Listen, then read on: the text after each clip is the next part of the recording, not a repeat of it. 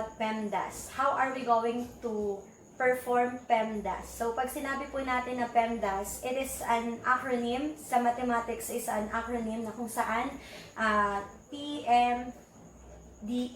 So, PMDAS. So, pag sinabi nating acronym, every letter meron po yung ibig sabihin.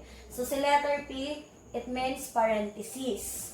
Letter M is multiplication, D is division, A is addition, and S is subtraction. So, ano ba ay ang ibig sabihin nitong PEMDAS na ito? So, ito po ay isang rule or order na kung saan kailangan po nating sundin para po masolve natin ang isang expression. Kasi, may mga pagkakataon na nagsosolve tayo ng isang expression na may iba't ibang operation na kung saan ay nagdaderive tayo sa maling sagot. Kasi nga, hindi natin kilala ang PEMDAS, hindi natin alam ang PEMDAS. So, today, I am going to talk about PEMDAS. So, kapag sinabi natin na PEMDAS, ibig sabihin, una nating isosolve yung mga expression inside the parentheses. So, kung merong mga expression or mga operation inside the parentheses, yun po yung ating uunahin. And dun sa parentheses, kung merong halimbawa addition, subtraction, multiplication, or division, yun po ay kailangan nating malaman kung alin yung ating uunahin using PEMDAS. So, P, nasa loob ng parentheses. So, kung sa loob po ng parentheses merong multiplication and division, addition, and subtraction, mauuna po ay si multiplication ni division. So, sino yung mauuna kay multiplication ni division? Pwede po silang magkapalit. Kung si multiplication ay nasa left side, siya po yung mauuna. Pero pag si division naman, yung nasa left side, ang uunahin po natin ay division kahit may multiplication and division. And kapag nakapag-multiply ka na and divide, isusunod po natin ang addition and subtraction.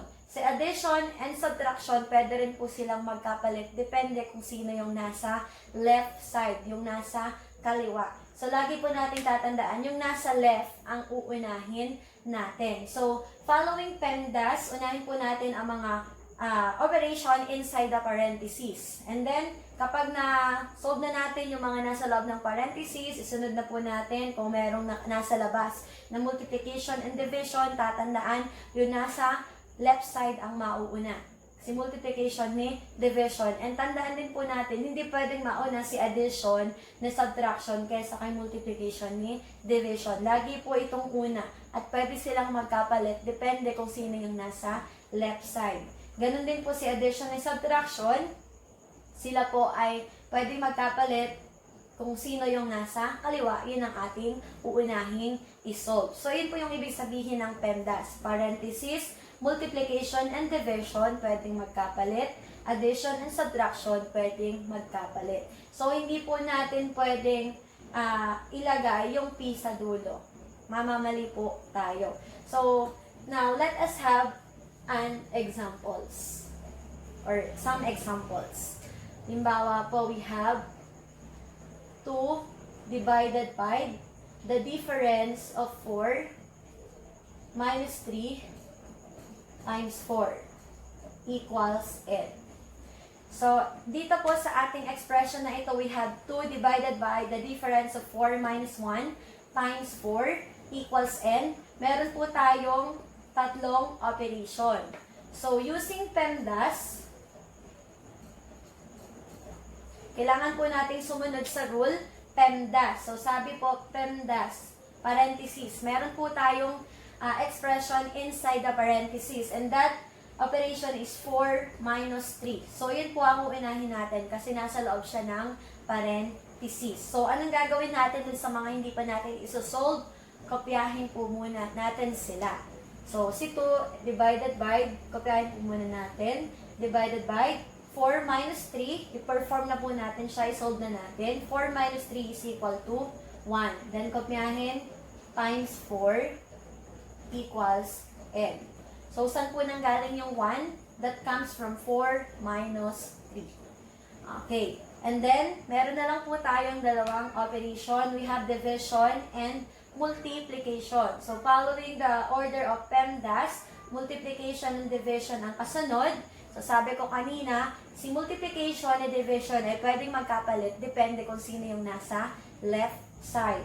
So, dito po sa ating given, 2 divided by 1 times 4 equals n. Ang nasa left side po natin ay ang division. So, unahin natin si 2 divided by 1 bago si 1 times 4. So, 2 divided by 1 is equal to 2. And then, kopyahin natin, times 4. 2 times 4 is equal to 8. So, yun po yung ating sagot. Kapag ka po ang inuna natin ay si 1 times 4, si 1 times 4, iba po yung magiging sagot natin. 1 times 4 is equal to 4. Then, nangyayari po ganito. 2 divided by 4 is equal to ano? So, magkakaroon po tayo ng sagot na decimal number, 0.5. Okay? So, magkaiba po sila. Kaya kailangan po nating sumunod sa rule na PEMDAS. Okay, let's have another example.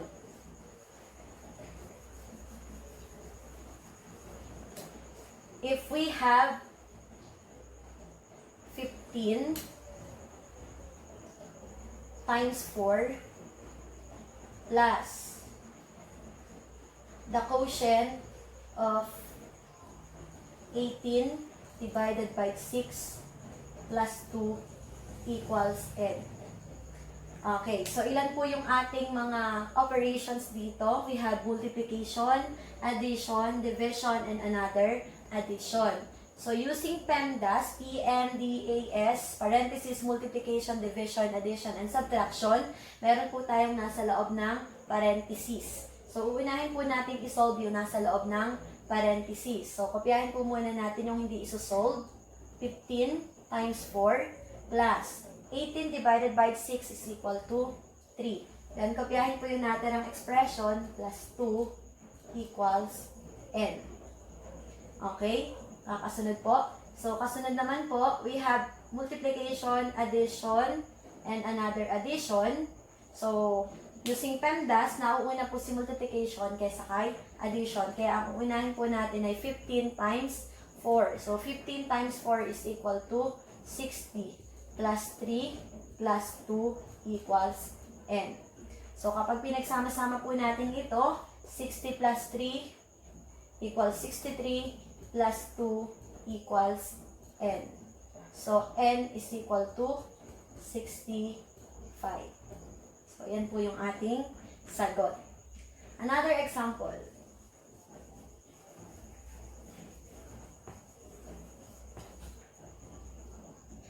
Okay, if we have 20 divided by 4,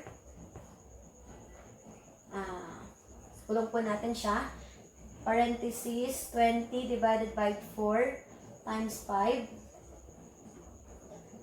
minus 5 is equal to n. So, unahin po natin lagi yung nasa loob ng parenthesis. So, sa loob po ng parenthesis, we have two operations, division and multiplication. So, sabi ko kanina, si multiplication and division pwedeng magkapalit, depende kung sino yung nasa kaliwa. So, since ang nasa kaliwa natin ay si 20 divided by 4, ang atin po munang isosolve na una ay si 20 divided by 4. So, 20 divided by 4 is equal to 5. Then, times 5 minus 5 equals n. Okay. So, natira po natin, the product of 5 times 5 minus 5 equals n. So, meron pa po tayong nasa loob ng parenthesis. Isosolve muna natin siya bago tayo mag-subtract. So, 5 times 5 is equal to 25. Then, minus 5 equals n. So, 25 minus 5 equals 20. So, n is equal to 20.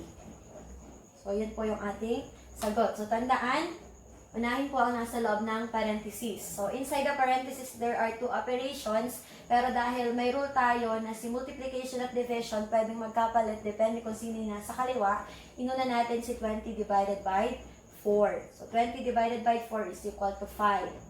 Then, times 5 minus 5. So, kung inuna natin si 4 times 5, ang mangyayari po dyan, 20 divided by 20 equals 1. So, ang magiging sagot po natin ay negative 4. Okay? So, yun po, kailangan po nating sundin ang PEMDAS. Okay, last example.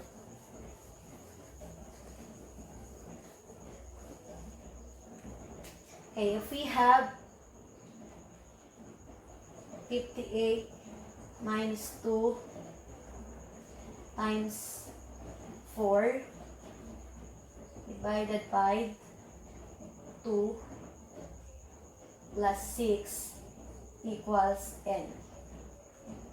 Okay, so we have 58 minus 2 times 4 divided by 2 plus 6 equals n. We have 1, 2, 3, 4, 4 operations, subtraction, multiplication, division, and addition. So, using PEMDAS, wala po tayong nasa loob ng parentheses. Kaya, ating pong hahanapin kung merong multiplication at division. So, we have multiplication and we have division. So, sinong nauna? Sino yung nasa left side? Ang nauna po ay si 2 times 4 bago ang 4 divided by 2. Kaya, unahin natin si 2 divided by 4. So, kopyahin mo na si 58 kasi hindi pa siya isosolve. 58 minus 2 times 4 is equal to 8. Divided by 2 plus 6 equals n. So, yun. Then, kasunod, meron po tayong division. Kailangan pong mauna ang division bago ang addition at ang subtraction. So, atin muna siyang isosolve. Kopyahin ulit si 58.